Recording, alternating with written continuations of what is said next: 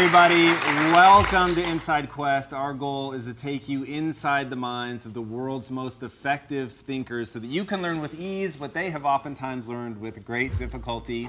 And if you pay attention, I promise you, our guests will help you acquire the behaviors and thought patterns you need to be successful in anything that you're trying to accomplish. All right, today's guest understands leadership, and I am not talking about from a features and benefits standpoint. I'm talking about from a Jedi-level, deep limbic system standpoint, the way that he combines an understanding of biology and psychology, and quite frankly, just the overall human condition, gives his insights unparalleled potency and usability, which you know I am obsessed with.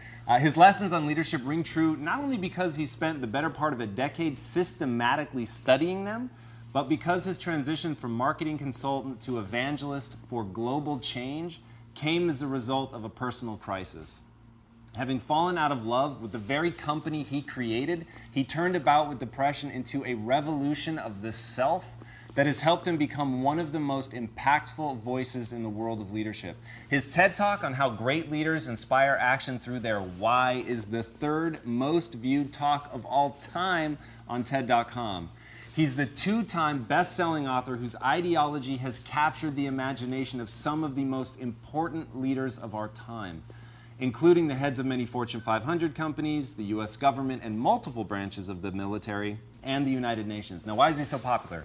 Because his insights cut to the heart of what people crave in their leaders, an ability to create an environment that fosters trust and a feeling of emotional safety and the willingness to sacrifice themselves when necessary for the benefit of others. Please help me in welcoming the man whose own vision for the future is so inspiring, an army is rising up around him, and I very much include myself in that. The author of Together is Better, Start with Why, and Leaders Eat Last, the incomparable Simon Sinek.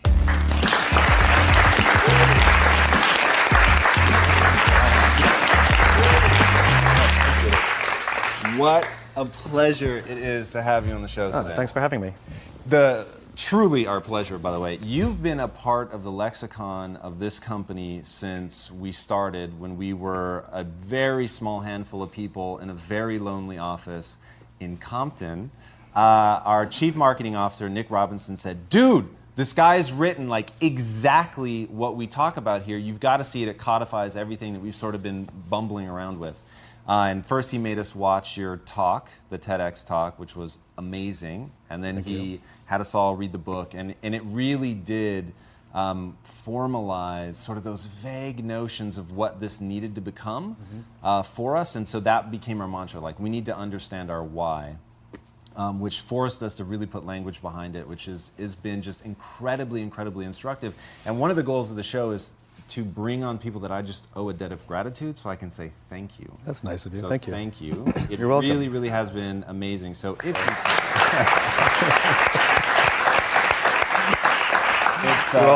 it's amazing. Thank now, you. I haunted your Twitter feed. Okay. It's amazing. Thank you. And I wanted to start with something that you put on there, and you said, "We can learn about our future from our past because regardless of technology or the speed of innovation, people are still people." True. The thing that I really found interesting is you seem to understand people. What are some key traits about just humans that every leader should know? Well, I think one of the things that we forget is that we are a legacy machine working in a very different environment than we were designed for, you know? Our species sort of started showing up about 50,000 years ago. There were other hominid species that existed at the time. They died off, we survived. And it was those evolutionary traits that gave us the opportunity to outlive our competition, but also survive and thrive, even as the environment around us changed.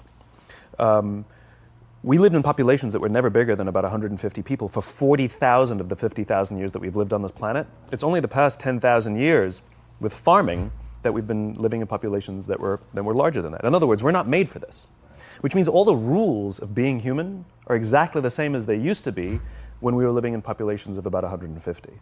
And so if you can understand those things, you really understand what works and what doesn't work, regardless of the conditions. The fact of the matter is we are social animals, and we respond to the environments we're in, always.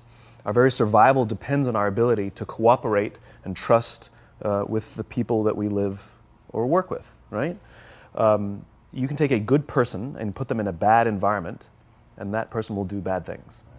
You can take a person who maybe the group doesn't trust, maybe they've even performed bad acts. You put them in a good environment, and they're capable of turning their lives around and becoming remarkable members of society. In other words, it's not the person, it's the environment.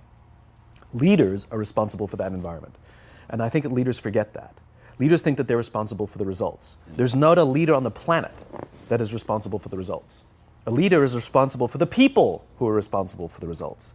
And if you take care of that, take care of the people, take care of the environment, things go just fine. We're obsessed with this idea of like getting the right people on the bus, as if it's this game that you just sort of keep changing people out, some sort of mix and match or something. But we never ask which bus and who's driving the bus, because the bus matters, So I'm more obsessed with what happens to people when they come together in protected or unprotected environments and how we respond to those environments. Yeah, that was a key insight for me. Like you say that you recursively ask why until you get to the point where you can't go backwards anymore. And that to me is one of those moments. Like when you understand that humans just by their nature, they react to their environment, all of a sudden it becomes pretty critical to think about the bus, right? Not only who's on the bus, but what is the bus, what's that environment? So I get it from a leadership perspective when you have rank, which you do a very good job of delineating between a leader and rank. Help people understand how if you don't have rank, how you could still be a leader for change in an environment that needs change. So as you said, leadership has nothing to do with rank, right? Leadership is a responsibility. As you gain rank, you may have more responsibility over the lives of more people, but it doesn't change the nature of leadership. I know many, many people who sit at the highest levels of organizations who are not leaders. They have authority, and we do as they tell us because they have authority over us, but we wouldn't follow them. And yet I know many people who've made a choice, who have no rank, but they've made a choice to look after the person to the left of them and look after the person to the right of them. And we would follow them anywhere. And that's what leadership it is. It's the responsibility to take care of the people around us, the people with whom we work. And leadership is a practice like any other. It is a skill that can be learned. And that means it requires practice. You don't just suddenly get a promotion, you're now in a management position and you're a leader, right? That's not how it works. If only, right? If only, I know. The reality is we have to learn it and we have to practice it and we have to get good at it, which is what the junior ranks are for. So even if you don't have the ability to make decisions that will impact the entire organization, you do have the ability to make decisions that will impact the life of another human being, how they feel about their own jobs, how well their responsibility goes, how easily they can get work done, how supported they feel if they make a mistake. Do they feel that they can turn to you and ask you for help? That's all within your control. It's the same thing as being in a relationship or being a friend. Being a good friend, means that our friends can rely on us, they can trust us, they can turn to us. There's no difference. It's human beings, it's human relationships. At the end of the day, becoming a leader is about a transition. And everybody has to go through it if you want to become a leader. And as an aside, I will say, leadership is like parenting in the sense that everybody has the capacity to be a parent. Right. That doesn't mean everybody wants to be a parent, and that doesn't mean everybody should be a parent. Leadership is the same. Everyone has the capacity to be a leader. It doesn't mean everybody wants to be a leader, and it doesn't mean everybody should be a leader. Sure. And the reason is it comes with massive, massive responsibility. Sometimes people just don't want it. It's a lifestyle they choose not to have, and that's fine. That's absolutely fine. But if someone chooses that is a lifestyle they would like to have, they would like to become a leader, then they have to acknowledge that they will or need to go through a transition. When we're very, very junior, the only thing we have to do is be good at our jobs. That's it, right? Some people go get advanced degrees in how to do their jobs, engineers or accountants. And if you're good at your job, they'll promote you. And eventually you'll get promoted to a position where you're now responsible for the people who do the job you used to do, but nobody teaches us how to do that. And we just expect them to be good at leadership, right? It's as if we put somebody in front of a machine and demanded results, but never showed them how to use the machine. Yeah. And so the reason we get managers, the reason we get micromanagers, the reason we get bad leaders is because nobody showed them how to do the job of leadership, for one. And two, they can't help themselves. Of course they're going to tell you to do it their way because they actually do know how to do it better than you because that's what got them the promotion in the first place. Right. And the transition we have to make is that we are no longer responsible for the job. Like, as I said before, we now become responsible for the people who are responsible for the job, right? There's not a manager around who's responsible for the results. We're responsible for the people who are responsible for the results. I love talking to CEOs, and I'm like, what's your priority? They say, my priority is my customer. I'm like, you haven't talked to a customer in 10 years. You know, you have no impact on a customer at all. Right. What you can do is screw with someone's life, who will then impact your customer, or support someone who will then impact your customer. That's such right? powerful. Leaders are responsible for the people, who are responsible for the people, who are responsible for the people, who are responsible for the customer. Get that chain right. That is the chain of command. Get that chain right, and everything goes just fine. Get that chain wrong, and then the people who are touching the customer, inventing the product, selling the product, figuring out ways how to build the company, manage the numbers, manage the processes, manage the operations. In other words, all the heavy lifting. Right. Get that chain wrong, and those people will spend more time protecting themselves from you than doing their job. Yeah. Right? Any company, for example, where it is standard practice in that company for employees to feel the need to send a CYA email after every decision they make, right, is a sign that they're taking time and energy out of their job, away from advancing the company's mission in order to protect themselves from their own company. That's what that is. Any company where it is standard practice for people to feel the need to keep a folder of all the good things they've done in their careers just in case they need it, you know, is a sign that they're taking time and energy out of their day away from doing their job in order to protect themselves from their own leaders. That's what that is. Those are signs of bad leadership. Politics, gossip. All of these things are people acting out of self-interest. That's what politics and gossip is. Right? In well-led organizations, you tend to find very little politics and very little gossip, because we're not competing at that level. We're now working together to compete at a much higher level. I'll tell you one quick story. It's a true story that captures it just so perfectly. I was staying at the Four Seasons in Las Vegas, which is a wonderful hotel. And the service there is really great. The reason it's such a great hotel is because of the people who work there. And I had an experience with a young man by the name of Noah. And Noah's a barista in the coffee shop that they have just there in the lobby. And I was buying a cup of coffee, and Noah was charming and funny and engaging. And I think I gave 100% tip. I think my $5 coffee, I think I gave a $5 tip. I mean, this guy was great. I loved talking to him. He was a joy. And I asked him, do you like your job? He said to me, I love my job, without skipping a beat. Wow. And I asked, what is it that the Four Seasons is doing that you love your job so much? He says, without skipping a beat, he says, throughout the day, managers will walk past and ask how I'm doing and if there's anything that I need. He said, not just my manager, any manager. Wow. He says, I feel supported here. He says, quote, I can be myself, right? Then, it's magic. And then he says to me, I also work at Caesar's Palace. And there, the managers go around to make sure that we're doing everything right and catch us if we do something wrong. He says, when I go to work at Caesar's Palace, I keep my head just under the radar because I don't want to get in trouble. He says, I just want to get through the day and make a paycheck. Right? Wow. Same person. Right. The experience that I have at the Four Seasons will be diametrically opposite to the experience that I have at Caesar's Palace, not because of Noah, but because of Noah's leadership. Right. And the joke is, if I were to go talk to the managers over at Caesar's Palace and say, you know it's you, they'll say, but you don't understand, we cannot get good work out of our people. Look, no matter how hard we try and how hard we push them, they just don't, so we either have to replace them or push them harder. No. We respond to the environments we're in. Get the environment right, you get the right behavior. Get the environment wrong, you get the wrong behavior. If that is what is happening, it is because of leadership, not because of the people. Yeah, there was a really famous cartoon back in the 80s, The Beatings Will Continue Until the Morale Improves. Yeah, I always thought that was hilarious because it's so terrifyingly accurate. And astonishingly, look, I'm embarrassed that I have a career. You know, I talk about things like trust and cooperation. Why is there demand for my work, you know? But the fact that there is, I'll take it as an opportunity. Yeah. But what's really sort of abominable is that this is not a new idea. Like, there are books galore and speeches galore and articles galore about what leadership is.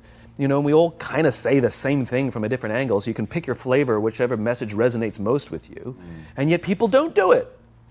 What's the hang up? And so I get this question a lot, which is, what are the most important characteristics about being a leader? Vision, charisma, I know some spectacular leaders who don't have big Steve Jobsian visions. They're just not visionary, And I know some spectacular leaders who really don't have a lot of charisma. They kind of just shuffle around, and you're like, that's the guy. That's the guy, right? And they're spectacular, and people will give blood, sweat, and tears for these people. The one thing I am comfortable saying that all effective leaders must have is courage, because it is hard. It is hard to stand up against outside pressure. It is hard to stand up to an external constituency who's pushing you to do something for their short-term gain, to do the right thing for your people. It is hard. It is thankless. It is lonely. Sometimes you get fired. Sometimes you get in trouble. Sometimes you'll lose your job, and the next guy will get all the credit. It's all true. And the courage to do the right thing in the face of overwhelming pressure, only the best leaders have that courage. Only the best leaders. And here's the folly. Courage is not some deep internal fortitude. You don't dig down deep and find the courage, right? It just doesn't exist. Courage is external. Our courage comes from the support we feel from others. In other words, when you feel that someone has your back, when you know that the day that you admit you can't do it, someone will be there and say, I got you. You can do this. That's what gives you the courage to do the difficult thing. It's not going off to an ashram by yourself somewhere for 4 weeks and coming back and finding the courage. It's not what happens. It's the relationships that we foster. It's the people around us who love us and care about us and believe in us. And when we have those relationships, we will find the courage to do the right thing. And when you act with courage, that in turn will inspire those in your organization to also act with courage. In other words, it's still an external thing. That's what inspiration is, right? I'm inspired to follow your example.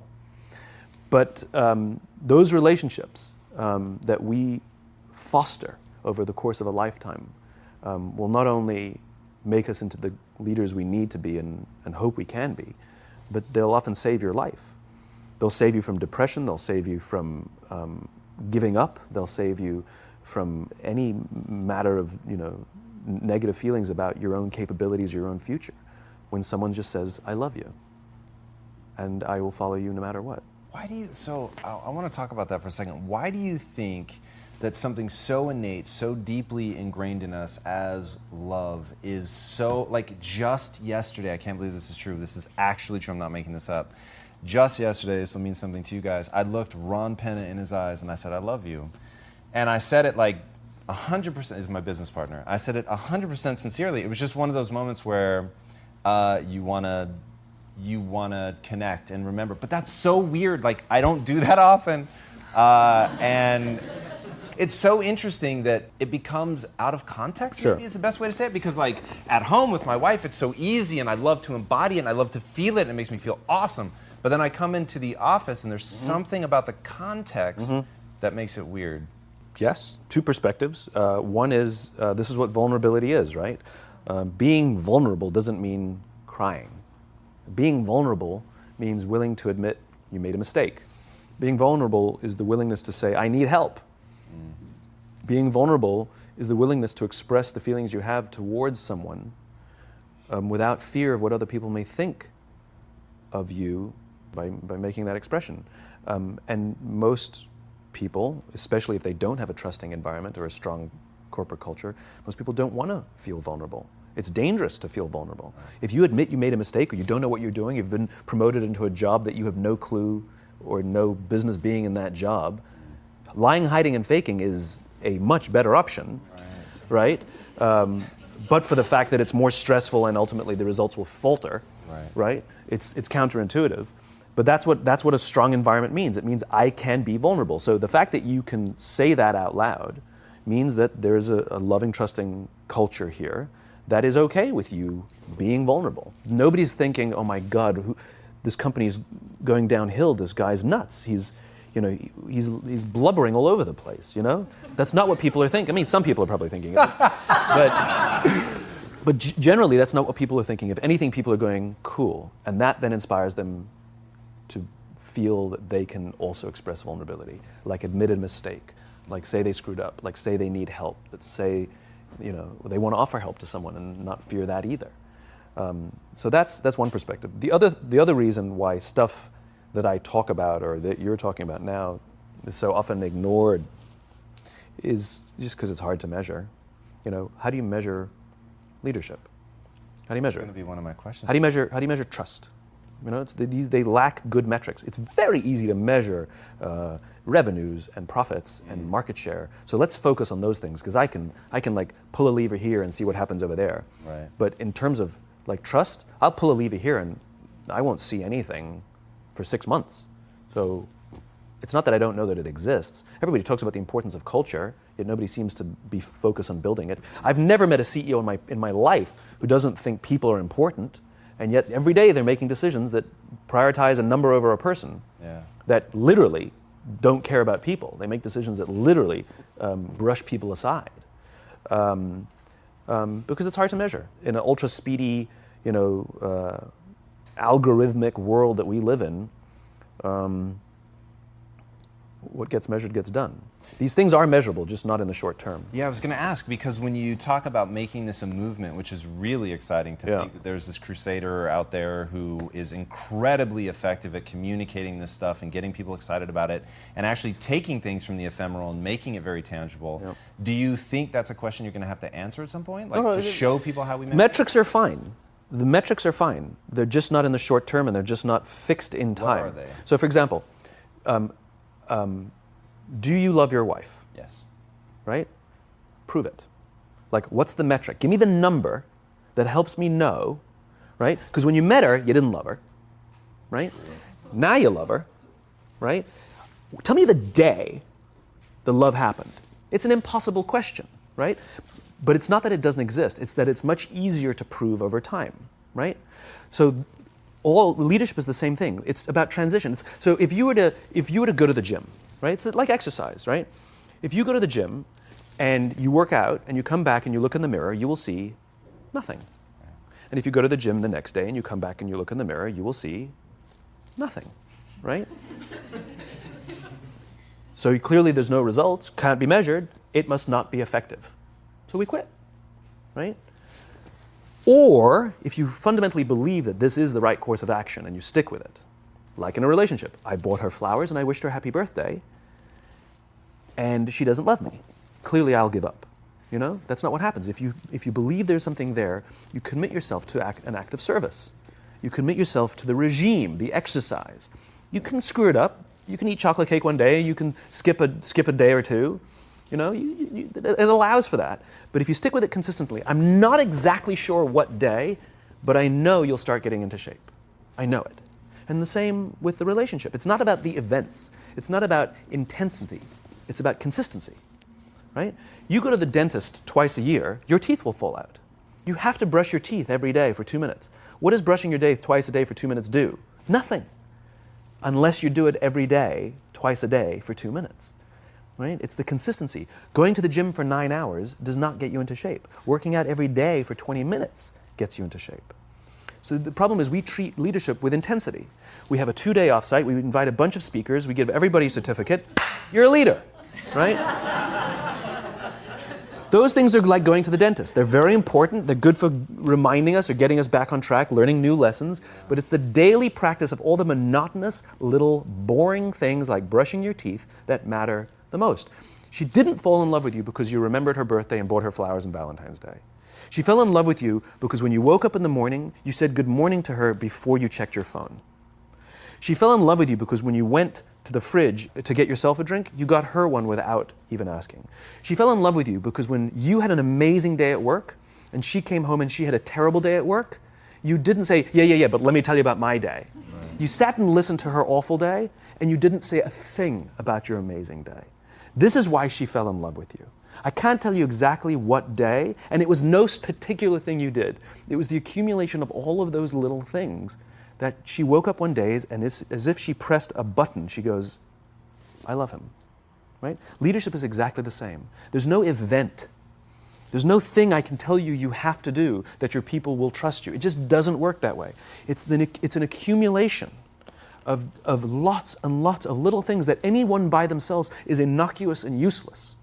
Literally, pointless by themselves. People will look at little things that are good leadership practices and say, that won't work. And you're absolutely right. But if you do it consistently, and you do it in combination with lots of other little things, like saying good morning to someone, that looking them in the eye. My friend George, who's a 3-star general in the Marine Corps, he says his test for leadership, and I love this, he goes, his test for a good leader is if you ask somebody how their day is going, you actually care about the answer. Yeah. Right? The number of times we're walking to a meeting, we're rushing, we go, how are you? Not good, I got to get to you later, I'm late for a meeting. Right. If you ask the question, you were standing there and you were listening to the answer. It's those little innocuous things that you do over and over and over and over that people will say, I love my job. Not I like my job. I like my job means, yeah, the challenge is great, they pay me well, I like the people. I love my job means I don't want to work anywhere else. I don't care how much somebody else is willing to pay me. I'm devoted to the people here, and I care desperately about the people here as if they were my family. In business, we have colleagues and coworkers. In the military, they have brothers and sisters. That's how they think of each other, right? If you really have a strong corporate culture, the people will think of each other like brothers and sisters. It's like a family, right? No, brothers and sisters. Deep love. Fight, but the love doesn't go away, right? Bicker, the love doesn't go away. And I'll fight with my sister, but if you threaten my sister, you're gonna have to deal with me. Right. Right? We'll fight internally, we'll bicker with each other, but nobody's gonna hurt each other, and if anything from the outside shows up, you're looking at a unified front. Brothers and sisters. Now, how do you create brothers and sisters out of strangers? Common beliefs, common values, parents, in other words, executives who care about their children's success, who care to raise their children, teach them skills, discipline them when necessary, help them build their self-confidence so that they can go on and achieve something more than you could have ever imagined achieving for yourself. That's leadership. An absolute love and devotion for the people who've committed their lives to this enterprise. That's such a brilliant reframe. It's so simple and so beautiful and unbelievably hard work. It is and it isn't. Here's why it is.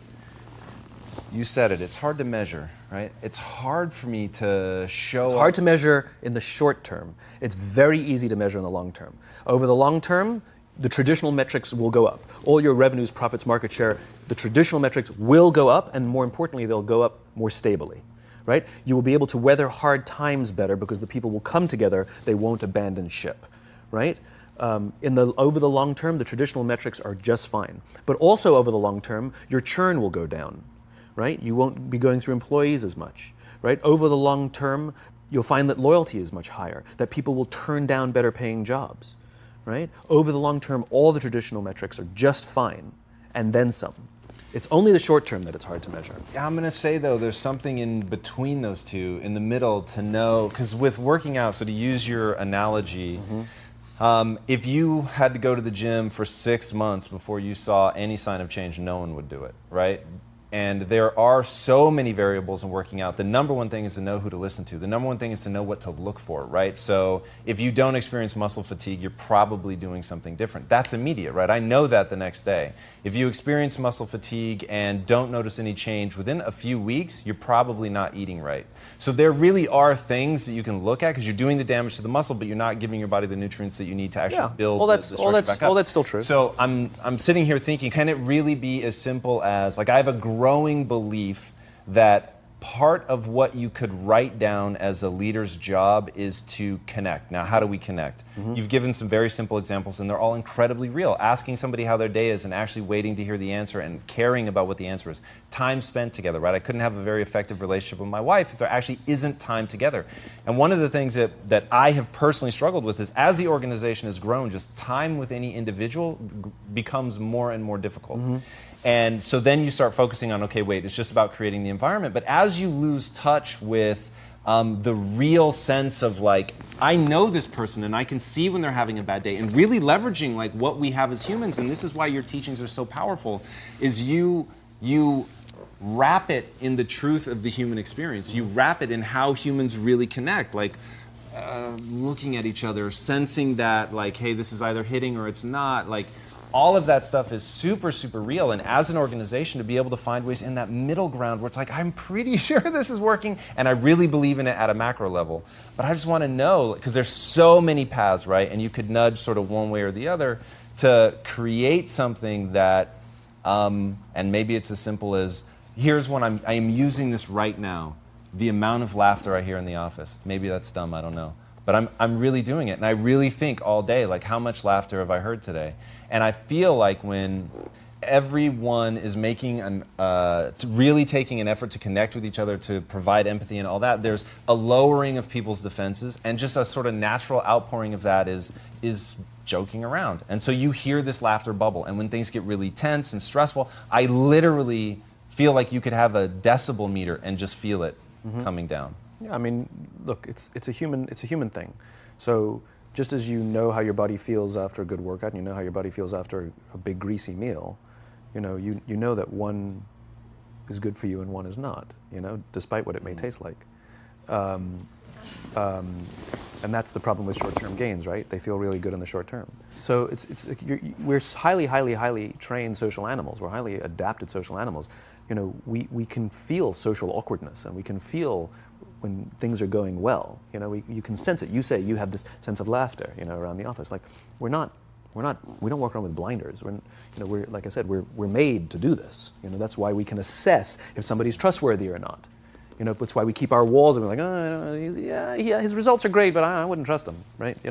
As opposed to letting down your butt, like, I trust her for anything. I trust her with my kids, my money, anything, So we're highly attuned animals, and so we're good at sensing it. But I will say there is a caveat to your metric of laughter, which is a decent one, is that scale breaks things, right? In human beings, as I said before, we're not made for populations bigger than about 150-ish. It's called Dunbar's number. Robin Dunbar, a professor from Cambridge University, theorized that we cannot maintain more than about 150 close relationships.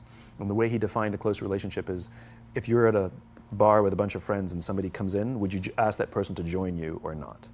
And it's about 150 that we would ask them to come join us. Right. And if you think about the reason, that actually makes perfect sense, which is there's two limiting factors. One is time. If you only gave 2 minutes to every person you know, you'd make no close friends. And the other one is memory. You just can't remember everybody. And so this is where leadership becomes very, very interesting. Because if you have a company that has a lot of people, 5, 6, 7, 800 people, 1,000, 2,000, 5,000 people, clearly you can't know everyone. And clearly as a CEO, like, I care about every single one of my people. You don't even know. Some of the people you work for who work for you are bastards. You don't care about them, right? So it's a nonsense statement, right? But what you can say is, I desperately care about the people whose names I know and whose faces I recognize. And I care desperately about my leadership, and I instill in them every day that I will give them the tools, and I will take care of them with one purpose and one purpose only, that they will take care of the people in their charge. And I want those people to take care of the people and instill in them that they take care of the people in their charge. And then by the time you get down to the masses, where the actual 1,000 exist, because of the seniors it's like 20, right? Where the real 1,000 exist, they feel about 150 of them can look to one of their direct leaders, to one of their direct managers, and say, that person cares about me. That's our boss, that's my leader. Not the leader, it's the CEO. That's my manager, my boss, my leader. And by the way, I hate the word boss and manager. Nobody wakes up in the morning to be managed. Nobody wants to be managed. Manage me, right? But we do want to be led. I do want to wake up in the morning and I want to be led. Lead me. Absolutely. Absolutely lead me. Right? If you have the courage, you can lead me. Right? And I will follow you. So when scale shows up, you actually still maintain the rules of Dunbar's number, but now they're done, and that's what effective hierarchy looks like, where every level feels supported by the level above to take care of the level below. And then if you're at the front line, you feel supported by the level above, and the level below is the customer or the vendor that you own that relationship. In other words, we're all responsible for taking care of another relationship because someone's taking care of us. Yeah, you've talked super powerfully about that like an alcoholic, if you don't master the step of helping somebody else beat the disease, that you never really fully beat it yourself, and that the parallel between being a leader requires the same thing, you taking ownership for helping somebody else be successful and building trust through that. Yeah, the example you're using there is the 12-step program. We all joke about the first step, admitting you have a problem, but it's the 12th step that matters. If an alcoholic masters all 11 steps and not the 12th, it's highly likely they'll drink again. If they master the 12th step, they're much more likely to overcome the disease. The 12th step is the commitment to help another alcoholic. It's service. And this really is the most powerful thing in the world, which is, it's not about us, it's about others. You know, there's an entire section in the bookshop called self-help.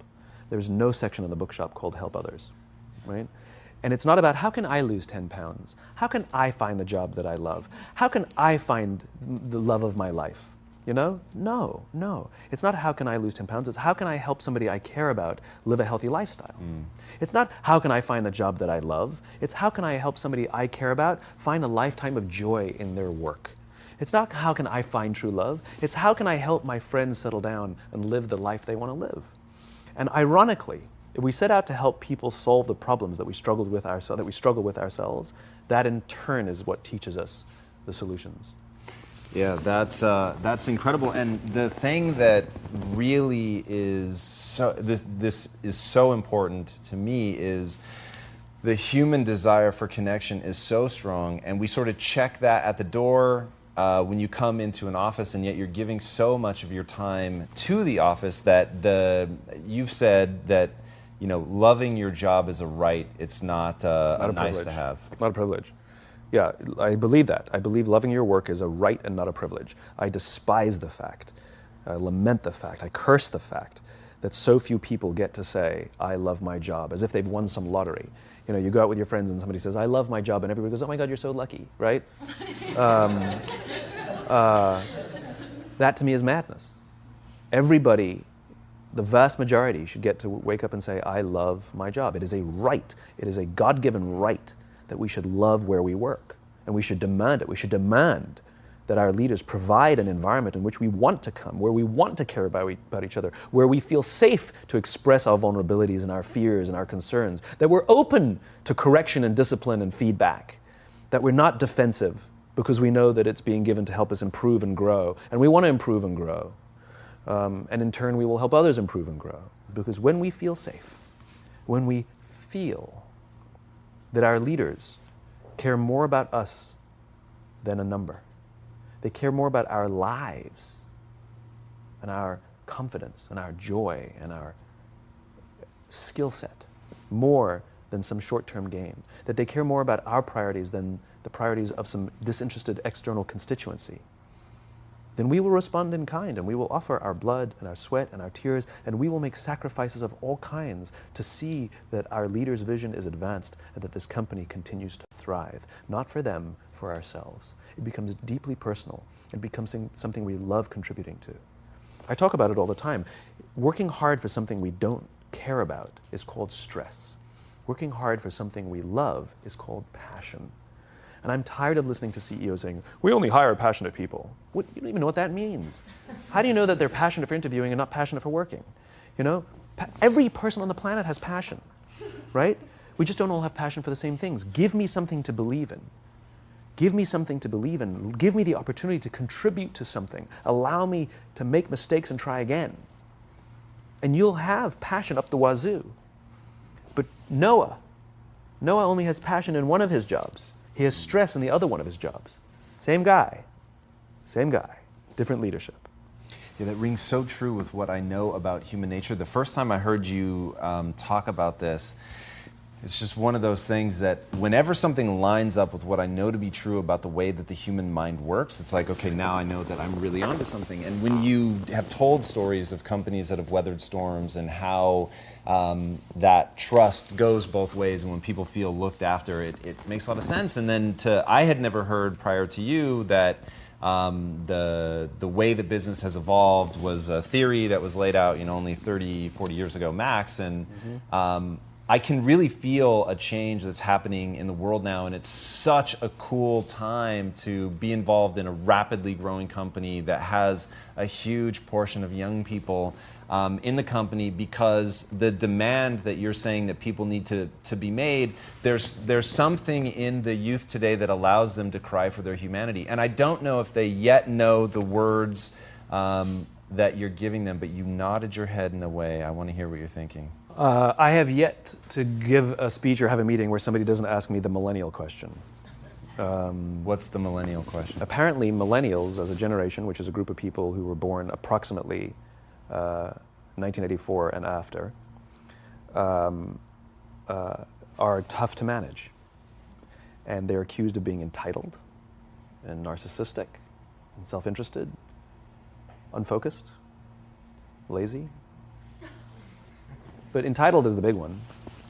And because they confound leadership so much, what's happening is leaders are asking the millennials, what do you want? And millennials are saying, we want to work in a place with purpose, love that. We want to make an impact, whatever that means. We want free food and beanbags. And so somebody articulates some sort of purpose, there's lots of free food and there's beanbags, and yet for some reason, they're still not happy. And that's because they're missing, there's a missing piece. What I've learned is that I can break it down into 4 pieces, right? There are four things, 4 characteristics.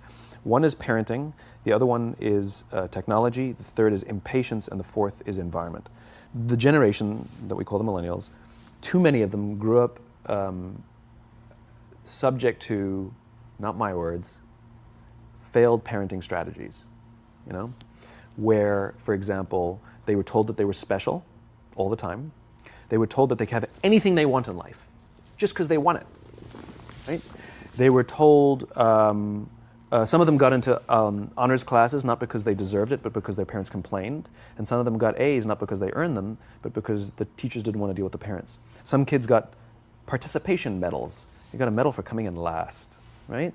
Which the science we know is pretty clear, which is it devalues the medal and the reward for those who actually work hard. And it actually makes the person who comes in last feel embarrassed because they know they didn't deserve it. So it actually makes them feel worse, right? So you take this group of people and they graduate school and they get a job, and they're thrust into the real world, and in an instant, they find out they're not special, their moms can't get them a promotion, that you get nothing for coming in last, and by the way, you can't just have it because you want it, right? And in an instant, their entire self-image is shattered. And so you have an entire generation that's growing up with lower self-esteem than previous generations. The other problem, to compound it, is we're growing up in a Facebook, Instagram world. In other words, we're good at putting filters on things. We're good at showing people that life is amazing even though I'm depressed, right? And so everybody sounds tough, and everybody sounds like they got it all figured out. And the reality is there's very little toughness, and most people don't have it figured out. And so when the more senior people say, well, what should we do? They sound like, this is what you got to do. And they have no clue, right? So you have an entire generation growing up with lower self-esteem than previous generations, right? Through no fault of their own, right? They were dealt a bad hand, right? Now let's add in technology. We know that engagement with social media and our cell phones releases a chemical called dopamine. That's why when you get a text, it feels good, right? So, we've all had it where you're feeling a little bit down or feeling a bit lonely, and so you send out 10 texts to 10 friends, hi, hi, hi, hi, hi, because it feels good when you get a response, right? Right? It's why we count the likes. It's why we go back 10 times to see if my Instagram is growing slower, did I do something wrong? Do they not like me anymore, right? The trauma for young kids to be unfriended, right? Because we know when you get a hit of dopamine, which feels good. It's why we like it. It's why we keep going back to it. Dopamine is the exact same chemical that makes us feel good when we smoke, when we drink, and when we gamble. In other words, it's highly, highly addictive. Right? We have age restrictions on smoking, gambling, and alcohol, and we have no age restrictions on social media and cell phones, which is the equivalent of opening up the liquor cabinet and saying to our teenagers, hey, by the way, this adolescence thing, if it gets you down, But that's basically what's happening. That's basically what's happening, right? That's basically what happened. You have an entire generation that has access to an addictive, numbing chemical called dopamine through social media and cell phones as they're going through the high stress of adolescence. Why is this important? Almost every alcoholic discovered alcohol when they were teenagers. When we're very, very young, the only approval we need is the approval of our parents. And as we go through adolescence, we make this transition where we now need the approval of our peers. Very frustrating for our parents, very important for us. It allows us to acculturate outside of our immediate families into the broader tribe, right? It's a highly, highly stressful and anxious period of our lives, and we're supposed to learn to rely on our friends. Some people, quite by accident, discover alcohol and numbing effects of dopamine to help them cope with the stresses and anxieties of adolescence. Unfortunately, that becomes hardwired in their brains, and for the rest of their lives, when they suffer significant stress, they will not turn to a person, they will turn to the bottle. Social stress, financial stress, career stress, that's pretty much the primary reasons why an alcoholic drinks, right?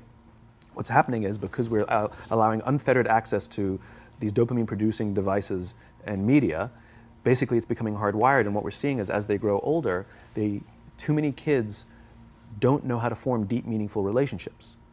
Their words, not mine. They will admit that many of their friendships are superficial. They will admit that their friends, that they don't count on their friends, they don't rely on their friends, they have fun with their friends, but they also know that their friends will cancel on them if something better comes along. Deep, meaningful relationships are not there because they never practice the skill set, and worse, they don't have the coping mechanisms to deal with stress. So when significant stress starts to show up in their lives, they're not turning to a person, they're turning to a device, they're turning to social media, they're turning to these things which offer temporary relief. We know, the science is clear, we know that people who spend more time on Facebook suffer higher rates of depression than people who spend less time on Facebook, right? These things balanced. Alcohol is not bad, too much alcohol is bad. Gambling is fun, too much gambling is dangerous, right? There's nothing wrong with social media and cell phones. It's the imbalance, right? If you're sitting at dinner with your friends and you're texting somebody who's not there, that's a problem. That's an addiction.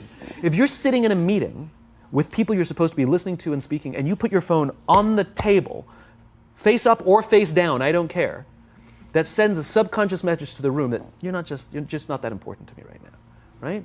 That's what happens. And the fact that you cannot put it away is because you are addicted, right? If you wake up and you check your phone before you say good morning to your girlfriend, boyfriend, or spouse, you have an addiction. And like all addiction, in time, it'll destroy relationships, it'll cost time, and it'll cost money, and it'll make your life worse, right? So you have a generation growing up with lower self-esteem that doesn't have the coping mechanisms to deal with stress, right? Now you add in the sense of impatience, right? They've grown up in a world of instant gratification. You want to buy something, you go on Amazon, it arrives the next day. You want to watch a movie? Log on and watch a movie. You don't check movie times. You want to watch a TV show? Binge. You don't even have to wait week to week to week, right? I know people who skip seasons just so they can binge at the end of the season, right? Instant gratification. You want to go on a date? You don't even have to learn how to be like, hey. You don't even have to learn and practice that skill. You don't have to be the uncomfortable one who says yes when you mean no and says no when you mean no, and yes when you don't have to swipe right. Bang, I'm a stud. Right? You don't have to learn the social coping mechanisms, right? Everything you want, you can have instantaneously. Everything you want, instant gratification, except job satisfaction and strength of relationships. There ain't no app for that. They are slow, meandering, uncomfortable, messy processes. And so I keep meeting these wonderful, fantastic, idealistic, hardworking, smart kids. They've just graduated school. They're in their entry-level job. I sit down with them and I go, how's it going? They go, I think I'm going to quit. I'm like, why? They're like, I'm not making an impact. I'm like, you've been here 8 months. You know? It's as if they're standing at the foot of a mountain and they have this abstract concept called impact that they want to have in the world, which is the summit. What they don't see is the mountain. I don't care if you go up the mountain quickly or slowly, but there's still a mountain. And so what this young generation needs to learn is patience. That some things that really, really matter, like love, or job fulfillment, joy, love of life, self-confidence, a skill set, any of these things, all of these things take time. Sometimes you can expedite pieces of it, but the overall journey is arduous and long and difficult. And if you don't ask for help and learn that skill set, you will fall off the mountain, or you will, the worst case scenario, and we're already seeing it, the worst case scenario is we're seeing an increase in suicide rates, we're seeing an increase in this generation, we're seeing an increase in accidental deaths due to drug overdoses, we're seeing more and more kids drop out of school or take leaves of absence due to depression, unheard of. These are all, this is really bad. The best case scenario, those are all bad cases, right? The best case scenario is you'll have an entire population growing up and going through life and just never really finding joy. They'll never really find deep fulfillment in work or in life. They'll just waft through life and it'll be just, it's fine. How's your job? It's fine. It's the same as yesterday. How's your relationship? It's fine. Like that's the best case scenario.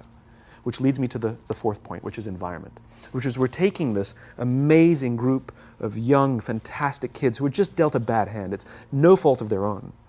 And we put them in corporate environments that care more about the numbers than they do about the kids. They care more about the short-term gains than the long-term life of this young human being. We care more about the year than the lifetime, right? And so we are putting them in corporate environments that aren't helping them build their confidence, that aren't helping them learn the skills of cooperation, that aren't helping them overcome the challenges of a digital world and finding more balance, that isn't helping them overcome the need to have instant gratification and teach them the joys and impact and the fulfillment you get from working hard on something for a long time that cannot be done in a month or even in a year. And so we're thrusting to them in corporate environments, and the worst part about it is they think it's them. They blame themselves. They think it's them who can't deal. And so it makes it all...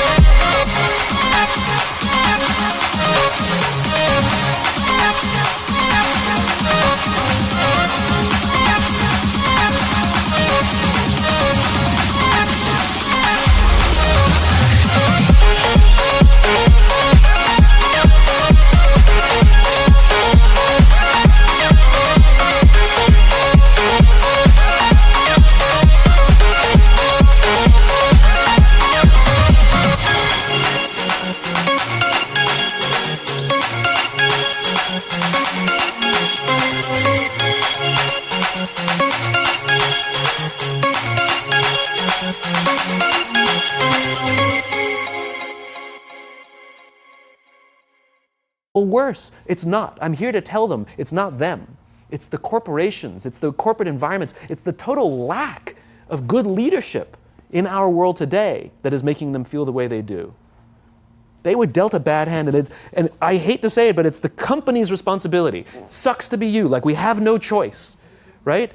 This is what we got, and I wish that society and their parents did a better job. They didn't. So we're getting them in our companies, and we now have to pick up the slack. We have to work extra hard to figure out the ways that we build their confidence. We have to work extra hard to find ways to teach them the social skills that they're missing out on. There should be no cell phones in conference rooms. None. Zero. And I don't mean the kind of like sitting outside waiting to text. I mean like when you're sitting and waiting for a meeting to start, this is what we all do. We all sit here and wait for the meeting to start. Meeting starting? Okay. And we start the meeting. No, that's not how relationships are formed. Remember we talked about it's the little things? Relationships are formed this way. We're waiting for a meeting to start and we go, how's your dad? I heard he was in the hospital.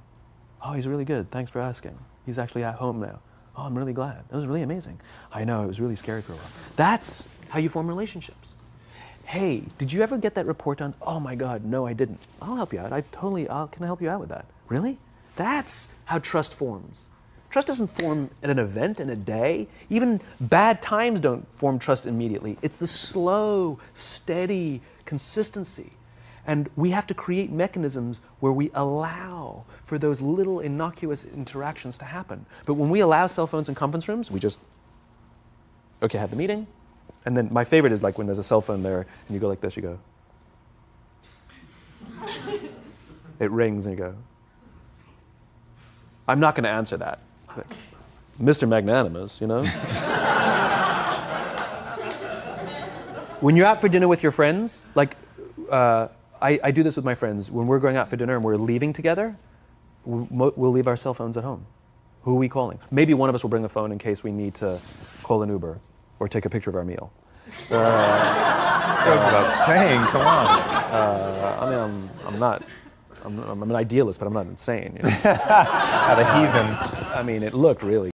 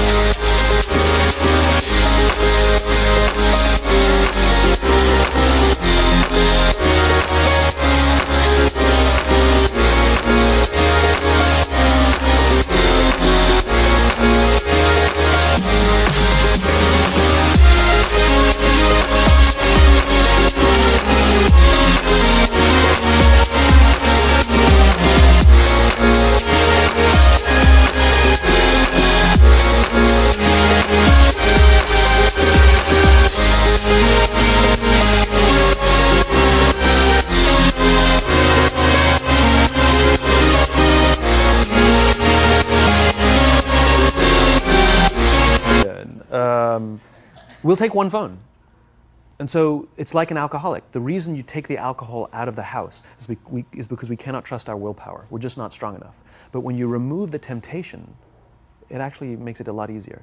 And so when you just say, don't check your phone, people literally will go like this. And somebody will go to the bathroom, and what's the first thing we do? Grab the phone. Because I wouldn't want to look around the restaurant for a minute and a half, you know? But if you don't have the phone, you just kind of enjoy the world.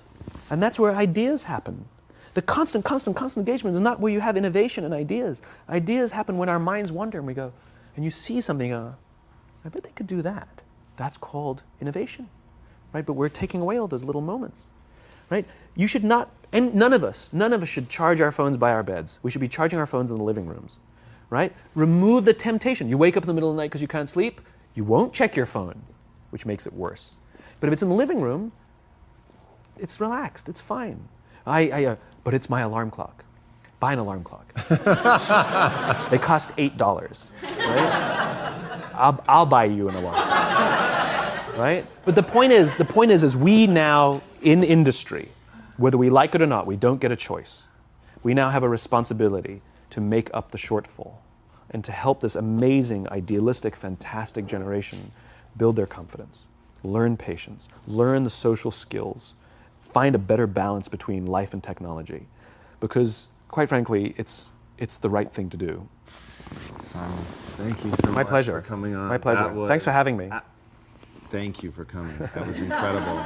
Absolutely amazing. Where can they find you? It's ironic, isn't it? Well, you can find me on social media. When you're not in a meeting. So yeah, I'm in all the usual places, but I will tell you one thing. So I have a new book coming out in September.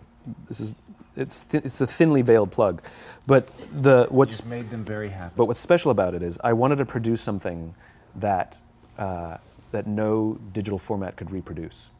Interesting. And so it's an illustrated quote book. It's beautifully illustrated. I was very sort of pushy about this, that I didn't want the illustrations done on a computer. They were done by hand. There's a song, Aloe Black, the singer, the Grammy-nominated singer. The book is called Together is Better, and he gave me a song that goes with it. And the music is at the back of the book, and it's actually, the lyrics are in his handwriting. It's actually his handwriting. And here's the best part. The book is scented. We scented it with a custom scent made by this amazing company called 1229, and they designed for me the scent of optimism.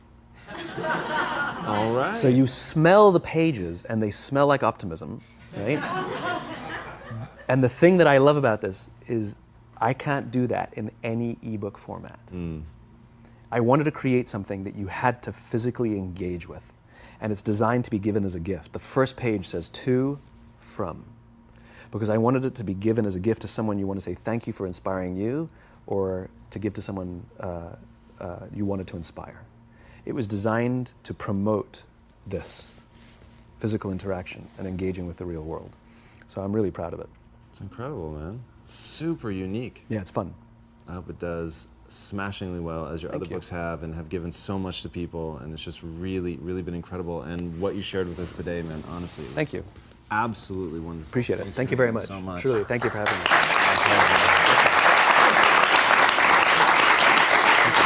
Guys, I should have done the entire interview at his feet, which is exactly how it felt. He has an amazing Twitter quote, which I'm going to paraphrase, but leaders are learners, and the people who stop pretending like they know everything and really open themselves up to knowledge are the ones that go farther ahead. Needless to say, it was much shorter than that since it was 140 characters, but that's the idea. And when I encountered Simon for the first time, it was with that enthusiasm of being opened up to learning something new, to changing everything, to build something that is better. Knowing why you're doing what you're doing is so critical, and just the human way in which he approaches the world and the connection, and hearing that today in front of this audience and seeing everybody in rapt attention and talking about putting the cell phones aside and really remembering to connect. I think that is just incredibly, incredibly important. So, Simon, thank you again so much for sharing with us. My pleasure. Thank you very much. Really beautiful. Thank you. To the Inside Quest community, thank you guys for becoming so special that we're able to get guests like Simon. The first thing he said to me today was, hey, we finally made this happen, not for a want of trying. So in your name, we went after him for a very long time because what he is just absolutely incredible. Thank you guys so much for joining. This is weekly, so be sure to subscribe. And until next week, my friends, be legendary. Take care.